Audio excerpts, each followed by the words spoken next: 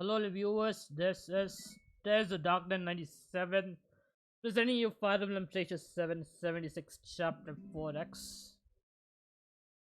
So, well, this chapter is basically another escape chapter, but instead of being a long slog like the last one, this one is a lot shorter. Well, anyway, this is sort of like all guidance, this is a fog of war map, so it kind of sucks, but luckily Dalson comes in a torch, so we can see most of the enemies around here. So I'm just checking all the movement ranges and all the stuff. These mages and knights can have varied stats which include movement, so if you think the movement is high, feel free to reset. So we are making a line here with bulky units, which is Brighton, Dalson, Ferguson, Leaf. Normally you can use capture bait strategies to make this a lot easier, but I don't have a big enough brain to, trade all those inventories and remember all that stuff, and I didn't want to mess it up, so first time I tried capture baiting, I remember losing a lockpick because I forgot to take away a lot of stuff, and that's one of the reasons why I got soft lock in chapter 11, so really avoid capture baiting when I can. That's one of the reasons why I really avoid it. Anyway, just trading all the stuff to make sure all the units have weapons so they do not get captured. And yep, I guess they're ending a turn, so speaking of, it's a shame that isn't one shot, but it does deal a significant amount of damage. And you're not gonna deal a lot of damage. Never mind, Dalson crits a guy. It's really a shame I can't use him beyond a man's rock. Because I'd really like to use a bulky unit on the front lines. It's not perfect saga, but I really need a bulky unit.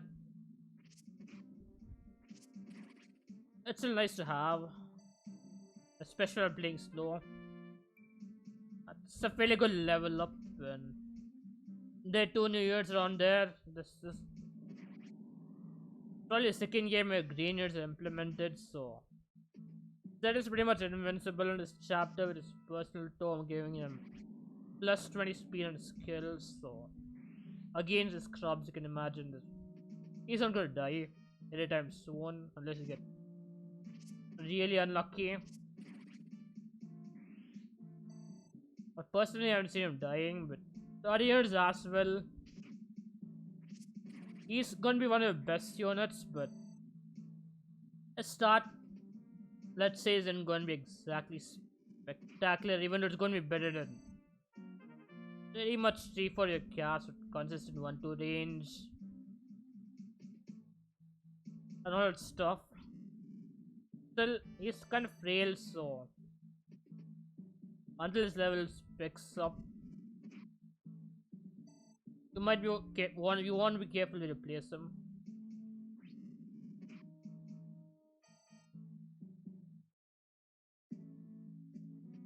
Yep. There goes Aspel with his personal tome Graph Caliber. That's a fairly good tome, which you definitely want to hammer in if you can. That's what hammer and repair in my opinion, but feel free to repair what you like.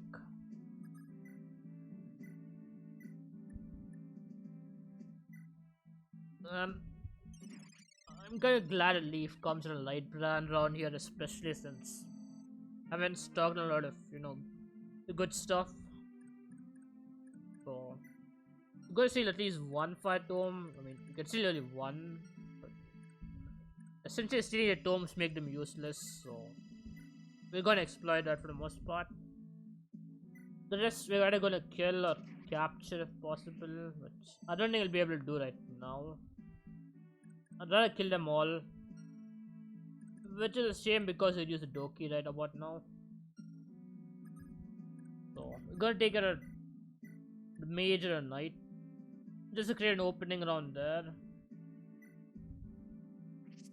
Don't know how to use that, but I guess it's better to take care of the knights so that you don't have to deal with them. Okay, and Lard is at low health, so yeah, the Pegasus Knight just why the fuck did I not remember her name? Yeah, Karin does really well against mages because she has a high amount of magic, which doubles the resistance stat in this game, which is kind of nice, especially since most of units have pretty much 1 to 0 magic at this point.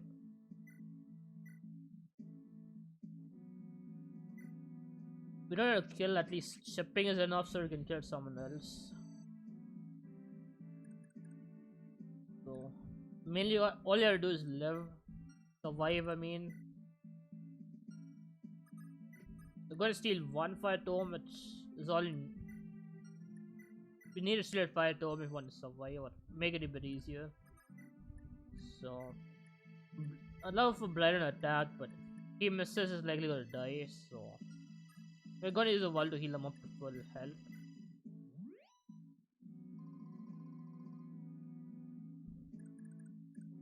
I gotta say, despite all the flaws, kinda like how this really feels like an escape map. So like Kaga's really getting the hang of, story gameplay integration.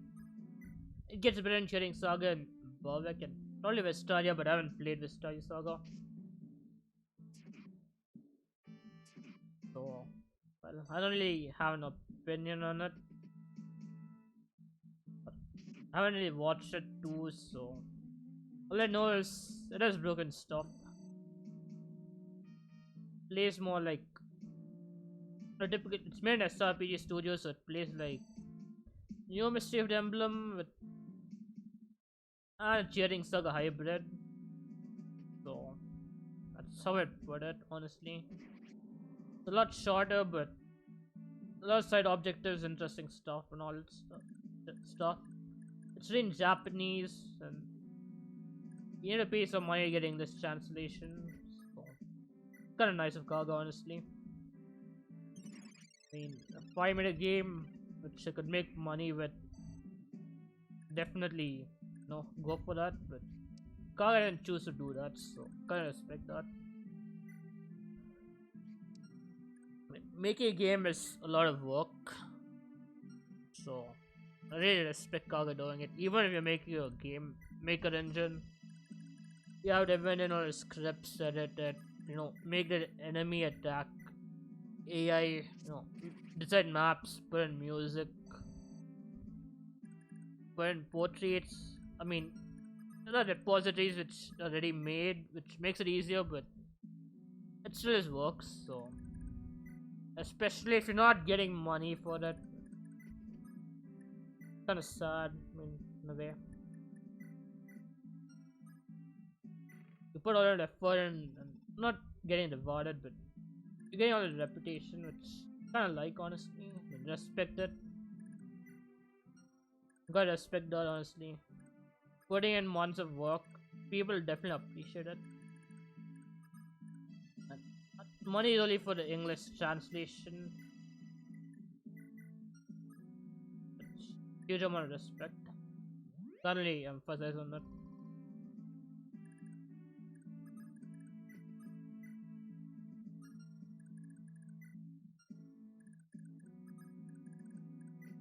And Brighton, yeah, this guy can double, so we're going to go for that.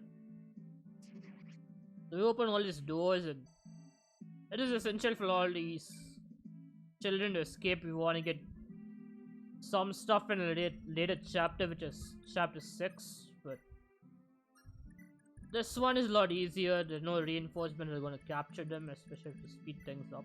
At least they come later, but it's not like chapter 4 where they come in at the point of escaping.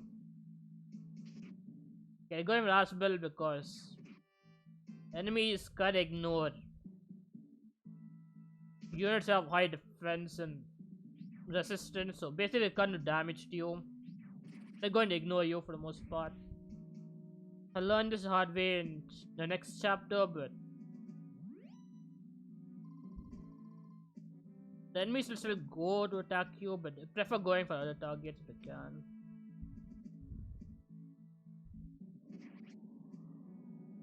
And this guy's a lifesaver, honestly. We're gonna exploit them as much as we can since we need to rush the map ASAP. So I'm planning a way to reach a door as soon as possible, which I could open it this turn, sadly, but we can prepare for our next turn.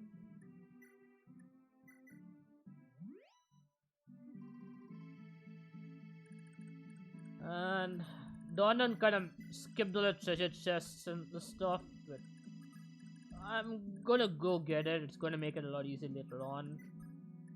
Especially a Brave Swan and Life Ring. So I use a Life Ring on Leaf.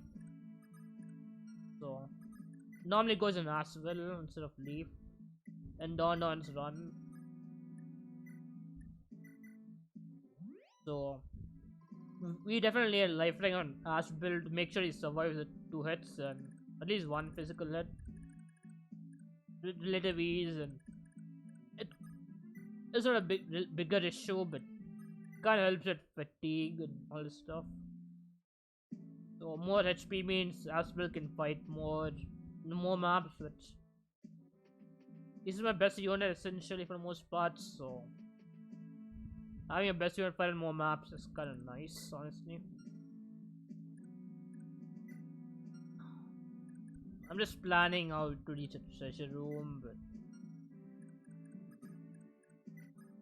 first things first, you open the door and recruit the best boy in the squad, and we're gonna talk to Seth to get a best scroll in the game probably.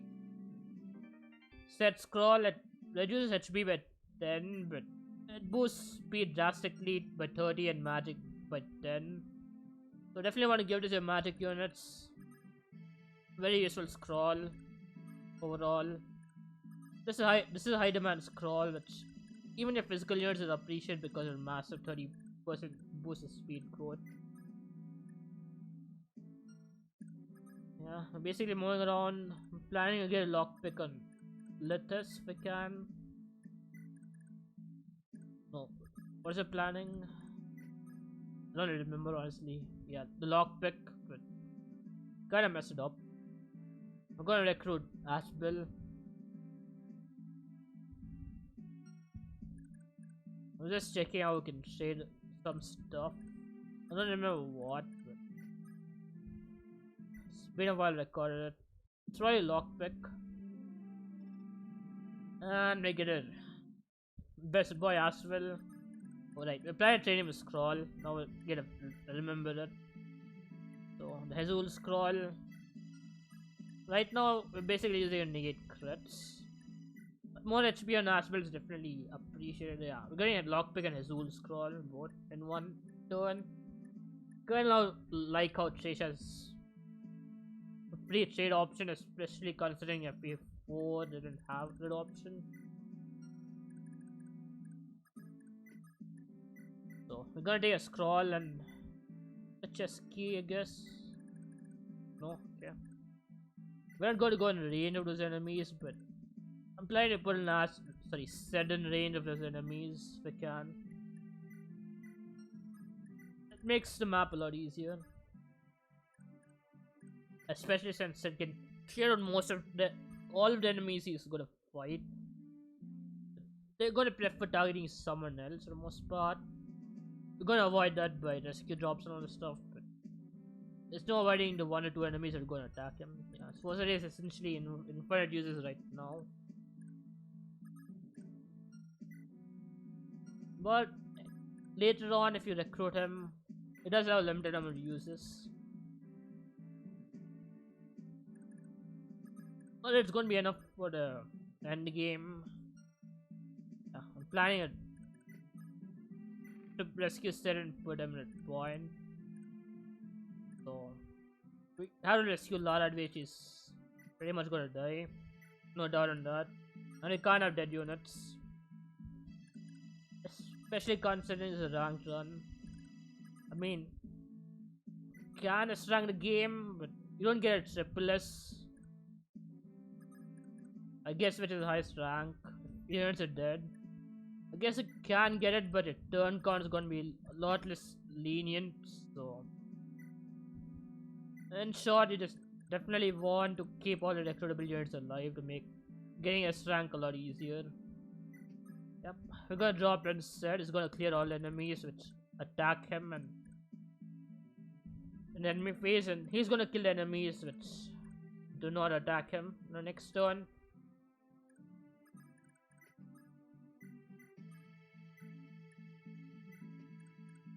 And can get chest key. I'm planning to get it on the year to can reach chests on that. And planning for an escape chain with a rescue drops. This could be scary if it hits. Luckily, Devil Axe was inaccurate and works in my favor. I couldn't put a set scroll, but for now I just need to avoid getting critical hits. On Ashbill, that is. So, you just see Set is just massacring all his enemies who are coming near him. So, I'm not sure how FE5 works. They either go for lower defense or enemies who don't retaliate against them with like FE6.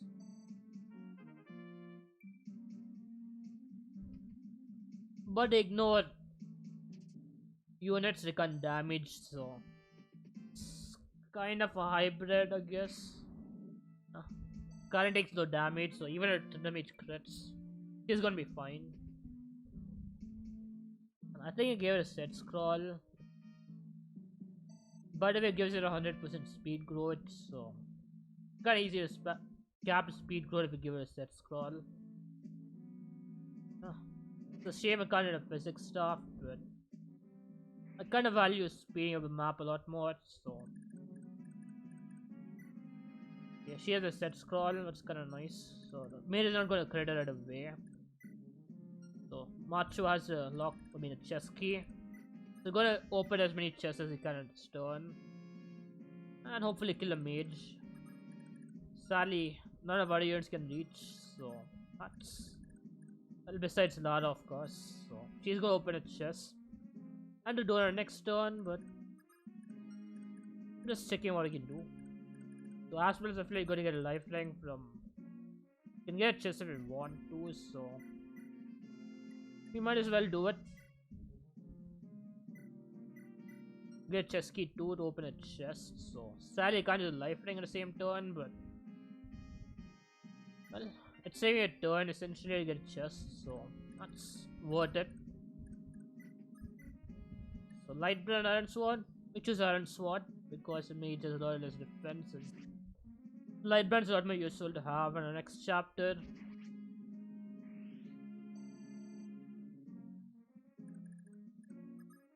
So we're gonna pull back, so they only target Zed, and Zed is gonna clear them off. And we get a brave sword, which is a pretty good weapon, honestly, if I may say so. I might. It's heavy sword, but pretty much guaranteed to kill a unit with it, especially double. So I'd say it's worth a trouble. It helps in capturing. You want to use it for that, but especially we have Vantage. Bracer and Vantage is a clean combo. Mine is a 1-2 range, but it's a fairly clean combo for enemies at 1 range, so might want to consider it if you want to. So we have 2 lockpicks luckily, but let us can't open doors you can't see, so we moved and Brighton to move there. So basically gonna rescue Chain and open the door to good. Let Lara open the door. These 2 units are gonna rescue Chain, which is Macho and Leaf. Aspel is going to use lifeline right now, so we don't have to worry about it later on. We're gonna make sure that Lara can move as far as possible with rescue chain drops. Honestly, that's it for most of the chapter. Just need to escape. So whichever units are going to escape in this turn are going to escape. With the exception of Leaf, who's going to escape at the last. So we'd be smarter rescue chains. And essentially going to do this in 1 or 2 turns.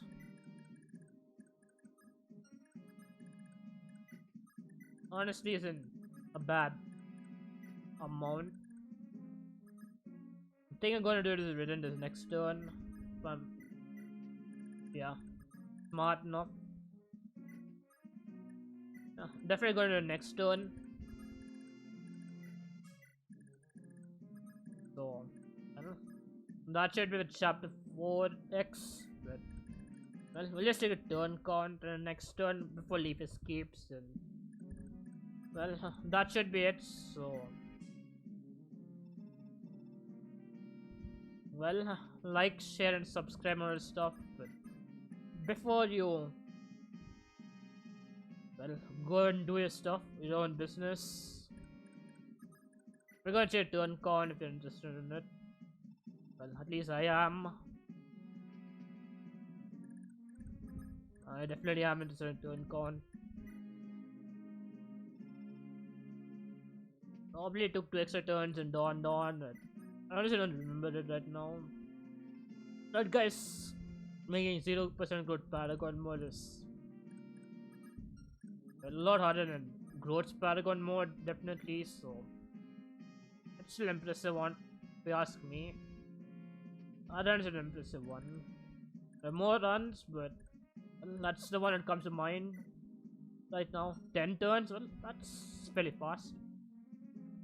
Well, see you in the next video and Leaf. Gotta escape, man. Alright, I was just keeping the subscribing stuff, yeah. Right. Goodbye, Leaf, and thank you all for watching. And until next video, bye bye.